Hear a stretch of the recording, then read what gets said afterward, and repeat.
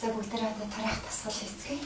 Тэгээ намайг дагаад хийцгээгээрээ энэ тасгал бас өгцөнд орохоос гадна уян дардаг тасгал байгаа. Босохдоо яг бөмбөг барьж байгаа юм шиг басан шүү заа.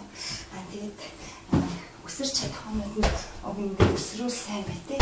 Тэгээ өсөрч чадахгүй бол ингээд 1 2 3 4 баслаа.